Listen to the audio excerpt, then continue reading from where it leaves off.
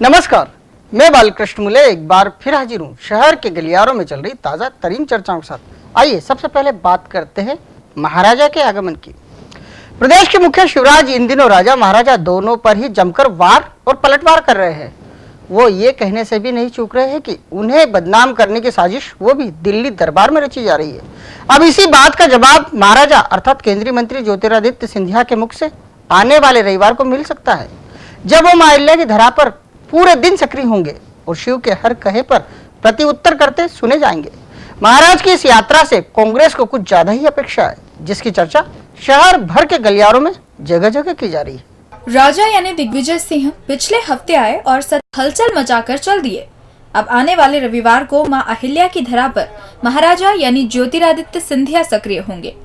महाराजा की ये यात्रा पूरी तरह से सार्वजनिक होगी। वो आएंगे तो कई आयोजनों में हिस्सा लेने और कुछ लोगों के आशियानों तक भी पहुंचेंगे। साथ ही सामाजिक, राजनीतिक और खेल गतिविधियों से जुड़े आयोजनों में शिरकत करेंगे। महाराजा इस यात्रा के दौरान मुक्त कंठ से वो ढेर सारी बातें भी करते सुने जाएंगे, जिसके जवाब प्रदेश की आम जनता उनसे चाहती है। महाराजा पिछली बार आए थे तो कोई राजनीतिक आयोजन नहीं था, लेकिन इस बार वो रंगून गार्डन के 5 नंबरी गलियारों में कांग्रेस का बिगुल बजाते दिखाई देंगे। वो 3 नंबर के गलियारों में भी पहुंचेंगे। साथ ही एमपीसीए की एजीएम में हिस्सा लेकर आईडीसीए के चुनावों को लेकर कुछ गुप्त मंत्रणा कर आने वाले 20 दिनों के लिए अपनों को कुछ असला देकर जाएंगे। महाराज के आने की चर्चा पिछले 1 सप्ताह से शहर भर के गलियारों में जमकर की जा रही है। उनका मौखिक कार्यक्रम पहले से अंग्रेजी गलियारों में पहुँच चुका है और अब उनका अधिकृत कार्यक्रम भी आ चुका है। महाराज का अधिकृत कार्यक्रम आने के बाद ये तय हो गया है कि वो फिर यहाँ अपनी पार्टी को एकजुट करते तो दिखाई देंगे। साथ ही वो शिव के उस कहे का जवाब भी देते सुने जाएंगे, जिसमें शिवराज जगह जगह ये कहते फिर रहे हैं कि उनके खिलाफ साजिश रची जा रही है। वो राजा के साथ साथ महाराजा को भी घसीट रहे हैं। कह रहे हैं यहाँ राजा महाराजा मुख्यमंत्री बनते आए हैं, जबकि सच तो ये है कि प्रदेश में अब तक कोई महाराजा मुख्यमंत्री ही नहीं बना। अब जब महाराजा शहर आ रहे हैं तो शिव के कहे पर पलटवार भी करते सुने जाएंगे। वो इंदौर बेंगलुरु एक्सप्रेस को हरी झंडी दिखाएंगे तो कांग्रेस को ये कहने का मौका मिल जाएगा कि देखा, हमारे नेता आए और एक और ट्रेन की सौगात देकर चले गए। फिलहाल कांग्रेसी गलियारों में सिंधिया समर्थकों का जोर है। हर किसी के पास एक एक आयोजन है और सभी अपने अपने आयोजनों को सफल यानी महाराजा के शान के मुताबिक करने का मिशन हाथ में ले चुका है। इसके लिए सिंधिया समर्थक हैं कि एड़ी चोटी का जोर लगा रहे हैं। कांग्रेस से दल बदलकर बीजेपी में आए दल बदलू चौधरी राकेश सिंह आखिर सत्ताधारी पार्टी के लिए कितने फायदेमंद होंगे, ये बात अभी तक पार्टी के वरिष्ठ नेता भी तय नहीं कर पाए हैं। अब पार्टी के एक सम्मेलन में बीजेपी के वरिष्ठ नेता दल बदलू सिंह को विभीषण कर बैठे हैं।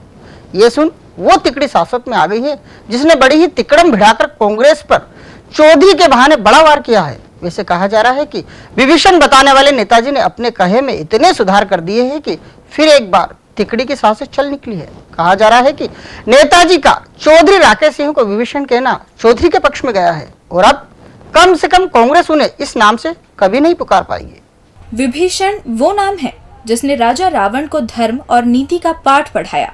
ये बात अलग है कि उन्होंने कभी इस नीति शास्त्र के विद्यार्थी की कोई बात नहीं मानी और लंका देखते ही देखते ढह गई। रामायण काल के इस प्रसंग को हर कोई जानता और समझता है, लेकिन कोई नेता अपने बीच बैठे नेता को कभी विभीषण की संज्ञा नहीं देता। पहली बार दल बदल कर भाजपा में आए चौधरी राकेश सिंह को पार्टी के ही वरिष्ठ नेता विभीषण संबोधित कर बैठे। जैसे ही कप्तान सिंह के मुख से विभीषण शब्द निकला, बताया जा रहा है कि पार्टी की उस तिकड़ी की हालत खराब हो गई जिसने एक विभीषण की एंट्री राम सेना यानी बीजेपी में करवाई है। वैसे कप्तान सिंह ने अपनी बात कहते कहते स्पष्ट कर दिया कि रावण के वध के साथ साथ उनकी लंका को ढहाने में जो भूमिका विभीषण ने निभाई थी, अब वही भूमिका चौधरी राकेश सिंह निभाएंगे। चौधरी बरसों तक कांग्रेस में रहे हैं, उन्हें पता है कांग्रेस की नाभि में अमृत कहाँ छुपा है। इतना सुनकर भाजपाइयों के मुख से विभीषण बने चौधरी के साथ साथ प्रदेश अध्यक्ष नरेंद्र सिंह तोमर हैरान परेशान हो गए हैं।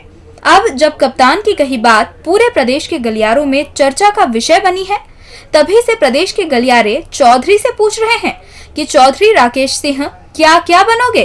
पहले अपना दल छोड़ा तो दल बदलू कहला गए और जिस दल में गए उन्होंने भी विभीषण की संज्ञा दे डाली।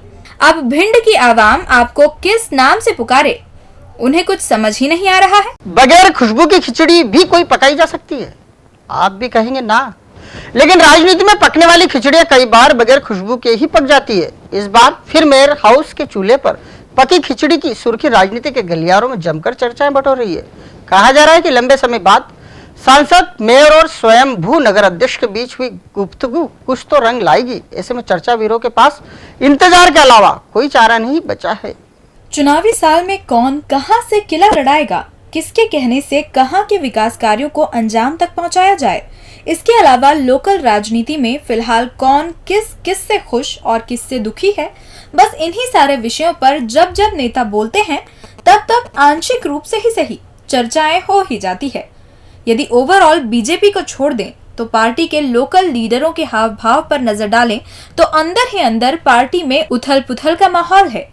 पार्टी नेताओं को ये अच्छे से पता है कि सारे ही नेताओं ने अपने अपने मनमुटाव दूर कर मैदान नहीं संभाला तो पार्टी की सीटें जितनी अभी है उससे कम होना तो तय है। बीजेपी का प्रादेशिक संगठन पूरे प्रदेश को लेकर चिंता में है। कांग्रेस के एक वार का 5-5 सत्ताधारी जवाब दे रहे हैं, जिसे जहां मौका मिल रहा है पार्टी नेता आपस में बात कर एक सा जवाब दे रहे हैं।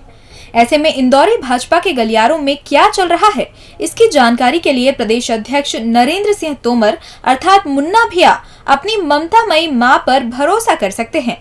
वैसे ताई को मेयर यानी कृष्ण मुरारी मोघे से कोई काम नहीं दिखाई देता, लेकिन यदि मुन्ना भैया कहें तो ताई मेयर से लेकर नगर अध्यक्ष तक से चर्चा कर अपने पुत्र को शहर की ताजा स्थिति बता सकती हैं। पार्टी कार्यालय से आ रही सुरसुरी ही बता रही है, ताई सबसे बड़ी लीडर हैं। उनकी हर बात को सब सुनते हैं, बशर्ते वो बोले।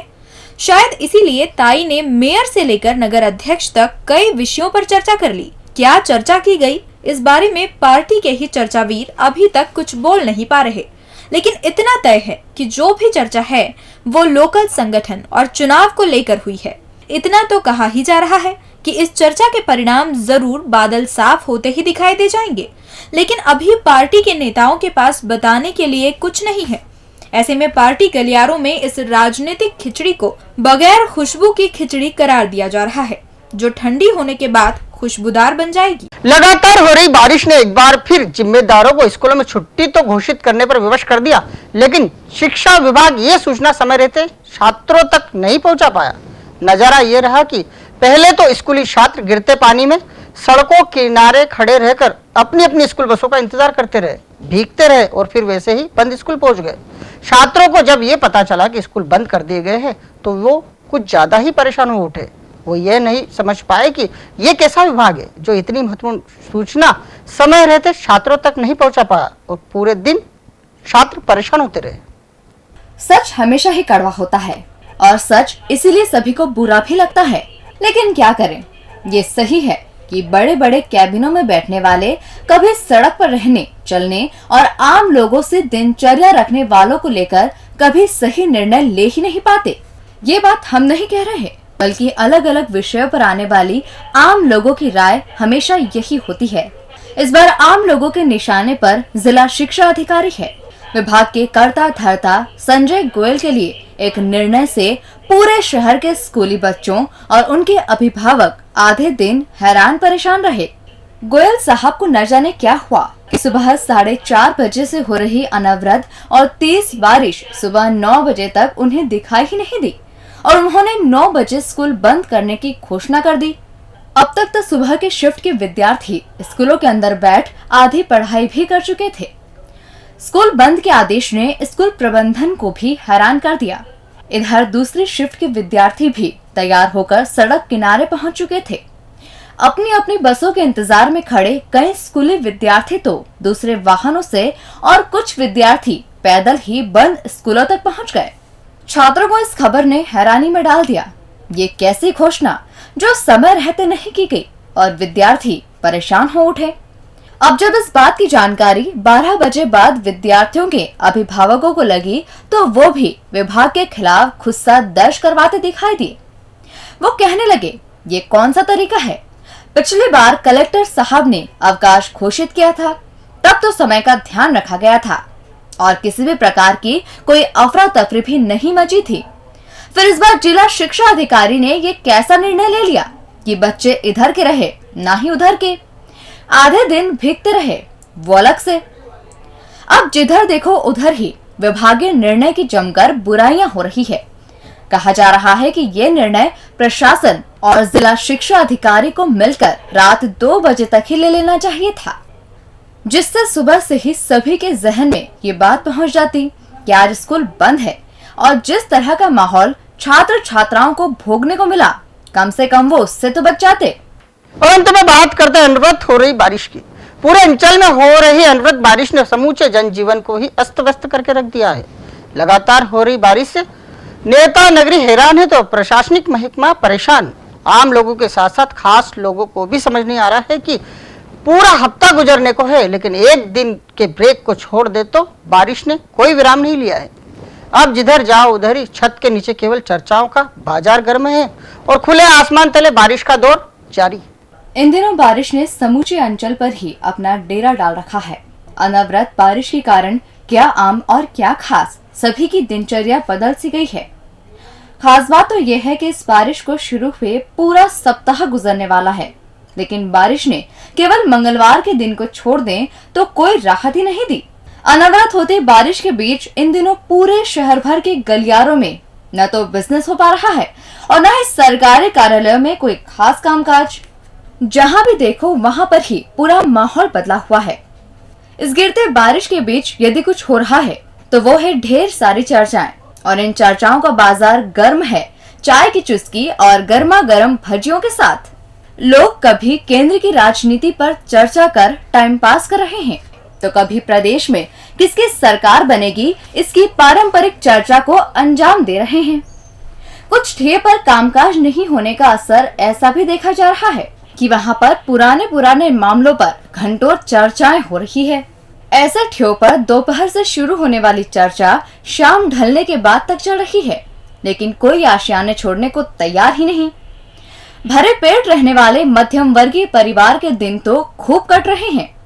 परेशान हैं तो वो लोग जो आधी आधी रात को उठकर अपने घरों से पानी बाहर फेंक रहे हैं। इन लोगों को न तो नेताओं से कोई अपेक्षा बची है, ना ही सरकार के अफसरों से। इधर नेता नगरी भी हैरान है और वो ऐसे लोगों के बीच नहीं जा पा रही है जिनसे उन्हें वोट तो लेना है, लेकिन फिर भी वह भी कोई मदद उनकी कर ही नहीं सकते। वैसे उनके न जाने का कारण एक ही है और वो है कि वो सरकार में रहते कुछ कर ही नहीं पा रहे हैं। इधर अफसर गिरती बारिश में इसलिए परेशान हैं कि उनके पास न तो बारिश का पानी निकालने का कोई प्लान है, ना ही अमला। इसलिए जिसे देखो वो ही जहां है वहीं पर केवल चर्चाओं तक ही सिमट कर रह गया है और कह रहा है कि बारिश आ ही इतनी रही है कि इसमें चर्चा के अलावा कोई कुछ और कर भी तो नहीं सकता। डीजी न्यूज के खास कार्यक्रम गलियारों से को आप यूट्यूब पर भी देख सकते हैं। गलियारों से के आज के अंक में फिलहाल इतना ही। ताजा खबरों के लिए आप देखते रहिए डीजी न्यूज।